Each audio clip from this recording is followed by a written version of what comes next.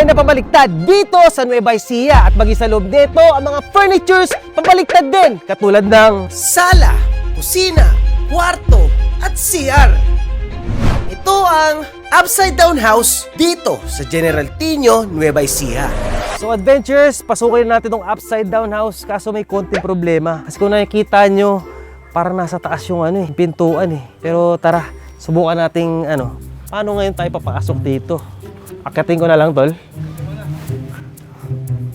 Sige, Ay, sir. saglit, sir. Ay, sir, Actually, sir. hindi dyan ang entrance. Ang entrance ay sa kabila, pabaligtad din. Pabaligtad? Oo, sa kabila tayo papasok. Ay, sige po. Tara, sa kabila pala yung entrance. Tara. Adventures, ito pala ay pagmamayari ni Engineer June Pahimna. At today, sisilipin natin kung ano pa ba ang mga kakaiba sa loob ng bahay na to. Kaya watch till the end! Welcome to my upside down cribs. Pasok! Guys, hindi sira yung cellphone nyo. Talaga pabaliktad lang kami dito. So ngayon, ito yung dining area nila. Itong mga rep, kita nyo, pabaliktad din. Lababo, baliktad din. Paano yung papagugas ng kamay? Pag ganito, fountain. Maging yung mga laman ng cabinet at rep nakabaliktad rin. Lalo na itong ice cream na perfect for hot summer. Pati itong mga itlog. Ngayon, punta tayo dito sa dining table. Sir, matanong lang. Yung ginawa to, nakabaliktad din ba yung mga construction? Yun na, yung mga gumagawa. Hindi naman. Ginawa ito as normal. Sir, bakit po ba naisipan na gawing pabaliktad tong bahay? Ang kapatid ko kasi habang siya ay naglalakbay sa Niagara Falls sa pagitan ng Canada at US, nakita niya yung bahay na nakabaligtad. So nangarap siya na once upon a time ay makapag-build siya ng bahay na nakabaligtad. Yung mga kutsara. Tignan nyo naman yung mga plato at utensils. Kung diet ka, paniguradong papayat ka dito. Kasi tapon lahat ng pagkain mo pag ganito. Uy, chandelier. Nakabaliktad din. Pero ito yung malala guys. Tingnan nyo. Baliktad din yung aircon nila dito guys. Imbis na nasa taas. Nandito sa ceiling. Kasi nga ito yung kisame. Paano po pala nakabit yung mga furniture din? Kasi iba nakakabit So yung lahat ng bagay na makikita mo nakabaligtad, yan ay mga naka-screw na matitibay, yung bakal. So ang sahig niyan ay, di ba ang tatapakan natin ngayon ay ceiling? Ceiling mismo. Oo, ceiling ang tatapakan natin kaya kailangan natin magsuot ng footrag. Opo. Ngayon, yung kanya namang flooring niyan, yung parang spandrel na unting-unting pinagkakabit-kabit. Opo. So habang unting-unting kinakabit yon, dito na nakaplano yung dining. So ikakabit mo na agad yung dining hanggang sa mabuo lahat. So pag may nakalimutan kang isa, sorry ka. Balik uli na Oo, tatanggalin uli lahat yun. At syempre, habang kumakain kayo, kailangan meron din TV for entertainment. Pero baliktad din. Pag nanood ka, ganito dapat, oh. Yung painting, nakabaliktad din. And mag-ingat lang kayo pag nandito kayo sa loob kasi baka matapakan nyo to.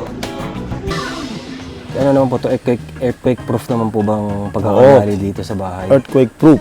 Ang ating arkitekto ay pinag-isipang mabuti at ang ating civil engineer na talagang matitibay ang pundasyon at walang gagamiting hollow blocks kundi lahat ay buhos na semento. Purong buhos talaga. Sir, parang ano siya? Diba, ang natural na bahay natin may mga poste. Pero parang ito walang poste. Hindi ninyo nakikita kasi ang lahat ng iyon ay nasa loob. Lahat ng yan ay konkreto na puro at saka matataba ng mga bakal na puro buhos yan. So dito hindi nyo makikita, nasa loob lahat yon. So ngayon, nandito ay sa receiving area.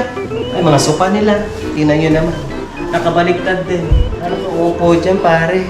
What the wow. Tapos ito yung entrance. Tingnan nyo yung entrance. Shit! Ganda ito. Nagulat ako. Ganda ng view, tol. Pero tingnan nyo, guys. Dahil ito yung entrance, may mga tsinelas din. Pero wala dyan sa ilalim.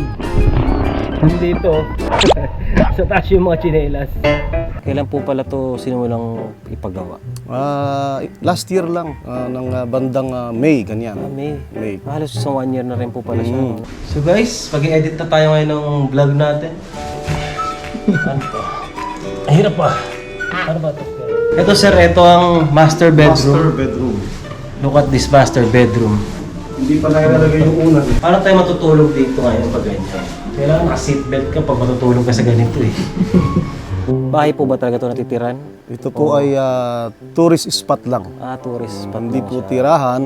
kumbaga ginawang idea na ang mga tao ay mayroong mapupuntahan pagkatapos maligo sa Minalungaw. Opo. Parang hirap din tiran kasi baka baliktad.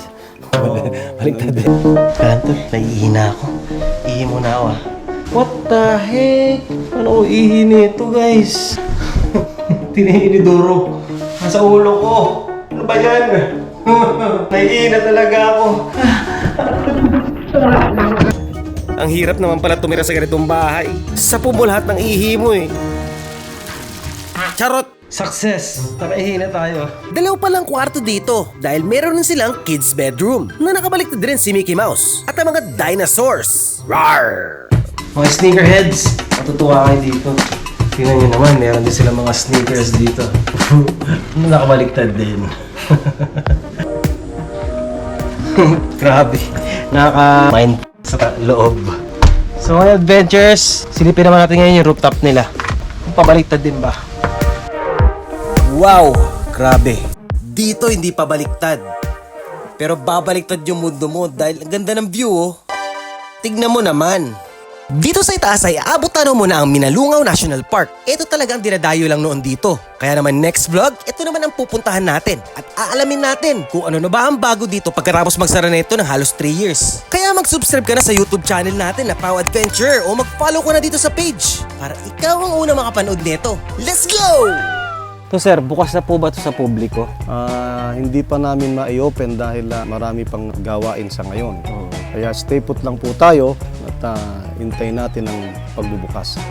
Adventures! For invitation lang ni Sir Gilbert kaya kami nakapasok ngayon sa loob. Pero hindi pa talaga nila ito binubuksan sa publiko. Pero kung gusto niyo naman na dumaan dito at magpa-picture-picture, pwede naman. Pero pakiusap nila sa ngayon, sa labas lang raw muna na ito pabaliktad na bahay. At abangan lang natin ang pagbubukas nila. Yun lang. I love you. You're the best. Make way. Peace!